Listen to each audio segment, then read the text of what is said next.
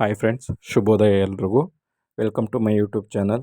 ಇವತ್ತು ಎಂದಿನಂತೆ ಎದ್ದು ಸ್ವಲ್ಪ ಹೊಳೆನರಸೀಪುರ ಹೋಗಿದ್ದೆ. ಕಾರಣ ಬಂದ್ಬಿಟ್ಟು ನಾವು ಸೇವಂತಿಗೆ ಗಿಡ ನೆಟ್ಬಿಟ್ಟು 10 ದಿನ ಆಗಿದೆ. ಇವಾಗ ನಾವು ಸ್ವಲ್ಪ ಅದಕ್ಕೆ ಕೀಟಗಳ ಅಟ್ಯಾಕ್ ಆಗ್ದಂಗೆ ಮತ್ತು ಗಿಡ ಡೆವಲಪ್ಮೆಂಟ್ಗೋಸ್ಕರ ಔಷಧಿ ಟ್ರೆಂಚಿಂಗ್ ಮಾಡಬೇಕು.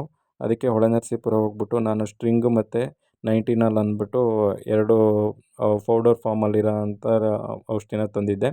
ಇದನ್ನು ಪೌಡರ್ ಫಾರ್ಮಲ್ಲಿರೋದನ್ನ ಫಸ್ಟು ನೀಟಾಗಿ ಡೈಲ್ಯೂಟ್ ಮಾಡ್ಕೊಂಡು ಲಿಕ್ವಿಡ್ ಫಾರ್ಮಿಗೆ ಕನ್ವರ್ಟ್ ಮಾಡ್ಕೊಂಡು ನನಗೆ 12 ಕ್ಯಾನ್ಗಷ್ಟು ವಾಟರ್ಗೆ ಇದನ್ನು ಮಿಕ್ಸಪ್ ಮಾಡ್ಕೊಳ್ಳೋಕೆ ಹೇಳಿದರು.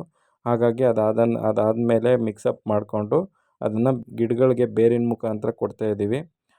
ಇದನ್ನು ಬೇರಿನ ಮುಖಾಂತರ ಕೊಡಬೇಕಾದ್ರೆ ಆದಷ್ಟು ಡೈಲ್ಯೂಟ್ ಫಾರ್ಮಲ್ಲೇ ಇರಲಿ. ನೀವು ಪ್ರೊಫಾಷನೇಟ್ ಕರೆಕ್ಟಾಗಿ ಮಿಕ್ಸಪ್ ಮಾಡ್ಕೊಳ್ಳಿಲ್ಲ ಅಂತ ಅಂದರೆ ಎಲೆಗಳು ಸುಟ್ಟೋಗೋ ಅಂಥದ್ದು ಈ ಥರದ್ದೆಲ್ಲ ಪ್ರಾಬ್ಲಮ್ ಆಗುತ್ತೆ. ಹಾಗಾಗಿ ನೀಟಾಗಿ ಮಿಕ್ಸಪ್ ಮಾಡಿಕೊಂಡು ಕೊಡಿ.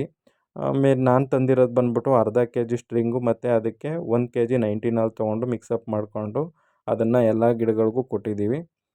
ಇದರಿಂದ ಏನಾಗುತ್ತೆ ಅಂತಂದರೆ ಗಿಡ ಡೆವಲಪ್ಪು ಕೂಡ ಚೆನ್ನಾಗಾಗುತ್ತೆ ಮತ್ತು ಕೀಟಗಳ ಅಟ್ಯಾಕ್ ಆಗೋದು ಕೂಡ ಕಡಿಮೆ ಆಗುತ್ತೆ. ಅಲ್ಲಿಂದ ಊರಿಗೆ ಬಂದು ಊರಲ್ಲಿ ವಾಲಿಬಾಲ್ ಆಡ್ತಾಯಿದ್ರು.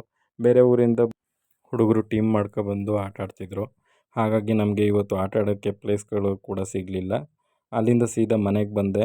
ಮಕ್ಕಳು ಕೂಡ ಗೋಬಿ ತಿನ್ನಬೇಕು ಅಂತ ಇದ್ದರು. ಹಾಗಾಗಿ ನಮ್ಮದೇ ಕೋಸಿನ ಗಿಡದಲ್ಲಿ ಕೋಸು ತಂದಿದ್ದೆ.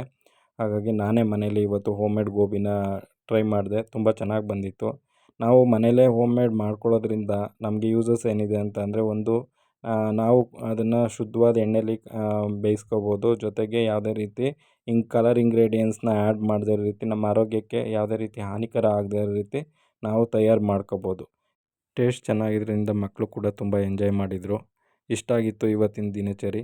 ದಯವಿಟ್ಟು ವಿಡಿಯೋನ ಸಬ್ಸ್ಕ್ರೈಬ್ ಮಾಡಿ, ಲೈಕ್ ಮಾಡಿ, ಶೇರ್ ಮಾಡಿ. Thank you so much.